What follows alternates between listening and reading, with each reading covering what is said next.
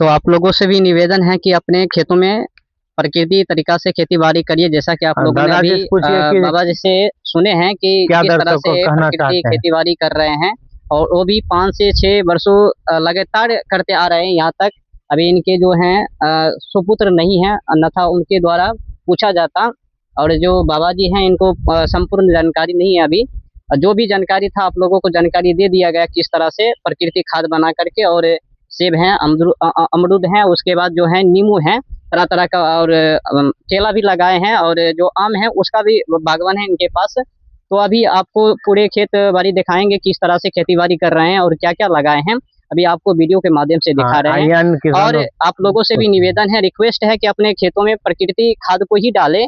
अगर आपको खाद बनाने में कोई समस्या है तो आप संपर्क सूत्र पर संपर्क कर सकते हैं, और संपर्क लेकर के आप समस्याओं का समाधान कर सकते हैं। और जिस भी किसान बंधु को अगर किसी तरह से समस्या है, जैसा कि अभी कह रहे हैं बाबा जी इस बार कम मतलब सेब फरे हैं, तो उनको भी गारंटी है कि अगर संपर्क आप लोग करते हैं, अगर इस तरह से सेब का खेती बाड़ी कर रहे हैं, अगर नहीं फर रहे हैं तो आप लोग संपर्क करें, पूरी गारंटी है आप लोगों का सेब फरेंगे।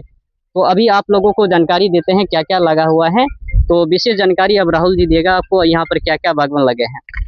अच्छा बाबा जी, आप बताइए कि जो आदमी देख रहे हैं, जो किसान देख रहे हैं, क्या आप उन किसानों को आप अत्यधिक अपने खेतों में रासायनिक खाद देकर के उत्पादन करना देखना चाहते हैं, या प्राकृतिक रूप से खेती करें?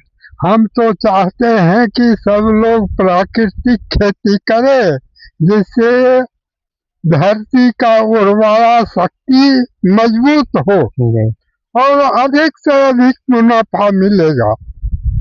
तो चलिए, दादाजी का कहना है कि सभी किसान भाई जितना भी देख रहे हैं, और जो किसान नहीं भी हैं, अपने गार्जियनों को प्रेरित करिए कि प्राकृतिक रूप से खेती करिए, क्योंकि दादाजी का कहना है, और ये सच बात है, 100% नहीं करोड़ प्रतिशत, कि आप जो रासायनिक खाद का प्रयोग अपने खेतों में करते हैं उससे जमीन बंजर हो रही है। तो बहुत बहुत धन्यवाद।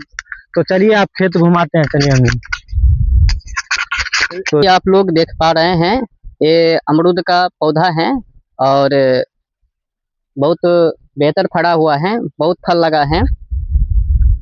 और यहाँ पर जो देख रहे हैं, ये जो पौधा है ये सेब का है।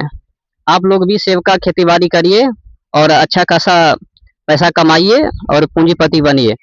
तो आपको अभी दिखाते हैं कि इसमें क्या क्या लगा है। जैसा कि आपको हमने अभी दिखाया है अमरूद का, और उसके बाद सेब का। हाँ, तो अभी हम ले चलते हैं कि इसमें क्या क्या लगा है, अमरूद और उसके बाद सेब। अब आपको ले चलते हैं नींबू की ओर। नींबू का खेती बाड़ी कैसे ये बाबा जी कर रहे हैं, वो नींबू का भी पौधा आप लोगों को दिखाते हैं। तो चलते हैं खेत की ओर।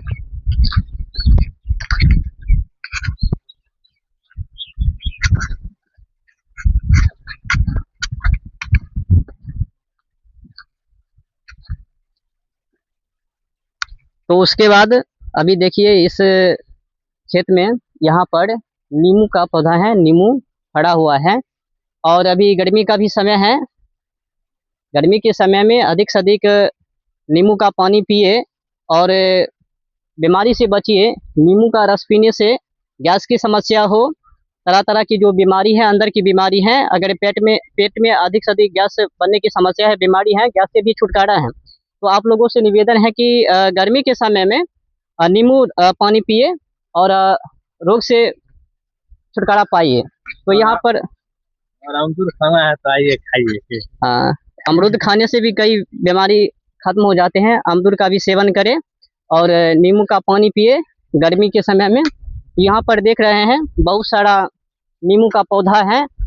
और आप लोगों से भी निवेदन है कि अपने खेती जब भी करें तो प्रकृति ही खाद को डालें अपने खेतों में।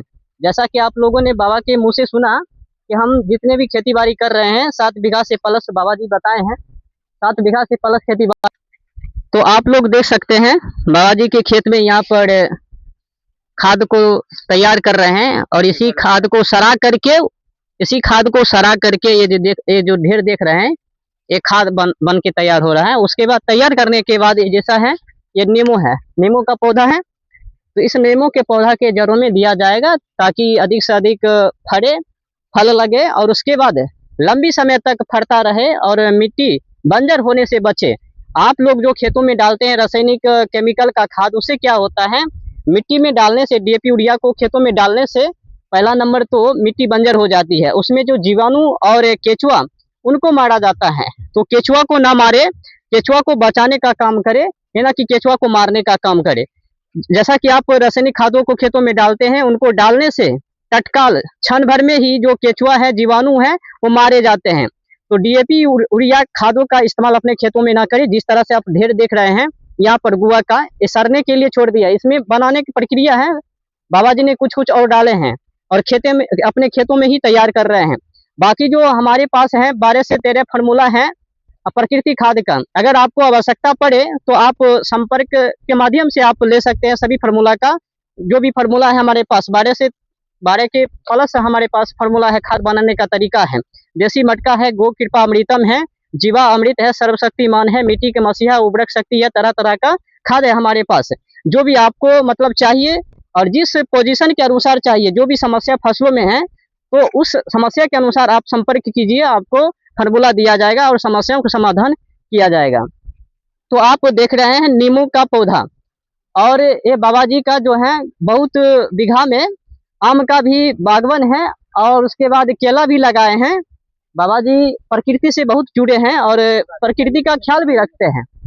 तो अब आप देखिए, देखते रहिए कि इसमें नींबू का पौधा को देखिए और समझिए कि बाबा जी इतने मस्त हैं, जो प्रकृति से जुड़ करके और रोगों पर भी ध्यान देता है।